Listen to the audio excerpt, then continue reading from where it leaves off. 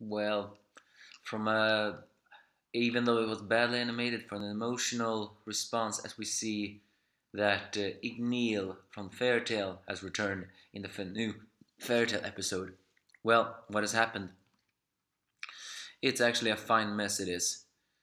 The thing, the power. As Natsu remembers his past when Igneel left him, and how he joined Fairytale, spending 10 years or maybe more searching for Igneel, he can of course now cry tears of happiness and sadness of finally seeing his father again. As Igneel clashes with Acnologia, the animation judges from badly again to okay, while still having much music. But the one who is not amused is, of course, uh, Mard Greer, who promises to vanquish them both, calling them a lost race.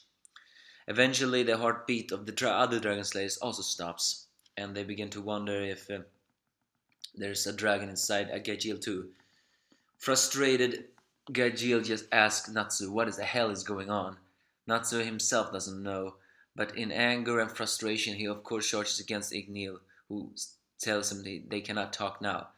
Natsu ignores him, demanding all types of questions we have been wanting to wonder for millennia. But all that he does is just grabbing Natsu and then fires off a deadly fire dragon breath on Acnologia that is comparable to the sun, creates a huge explosion. And yet Acnologia doesn't even be phased! Damn, yes, what is that dragon made of? And and so Igneel, in order to make sure that Natsu does not get into this bad situation, to gives a job since he is a member of a guild. He points him towards Mard Greer, who is holding the book smirking, telling him that only he can get the book and he must get the book and give it to Igneel. And why? Because only Natsu is the only one who can do it, as I said. Hmm. Wonder if that is hinting towards something. Either way, and he promises that once he does that job, he will tell him everything that has been happening.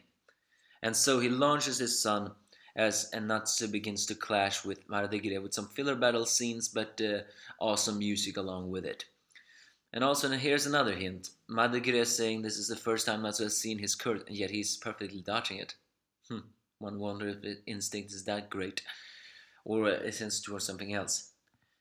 And this is one of the first time that actually Mardigire begin to show frustration, because, well, not frustration. He contacts Kyoka and orders her to organic link together with the countdown machine. And once she does so, she will speed up the activation, because once the face is activated, not only will the wizards be powerless, but even the dragons, whose life force also is a bit of magic, will be, and victory will be theirs and master and will be resurrected. And the reason why I'm saying that he's a little bit desperate with that is normally he would just sit back and done it, but his plans have been greatly revisited. So in Kyoka at the beginning do not want to, but being remembered that she should not fear death, she oblige and thus yes so. She enters the organic link and decides to finish her battle with Ersa, calling her the slave star of the demon clan Tartarus, as she slashes the armor, saying that she does not fear death, and even though if she dies, when the countdown is finished, she will die, and if Ersa kills her, she will still die, proving that she'll do anything to get to Sereth. Well, so much for that. You're gonna die before you're even gonna meet Sereth.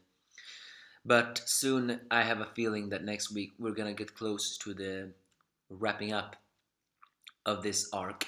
At least I mean, not this arc of this fight, Kyoka versus Asa. Maybe not entirely next week episode, but probably. Give me your thoughts if you have any, because along with awesome music and some family heartfelt moments, I have nothing else to say.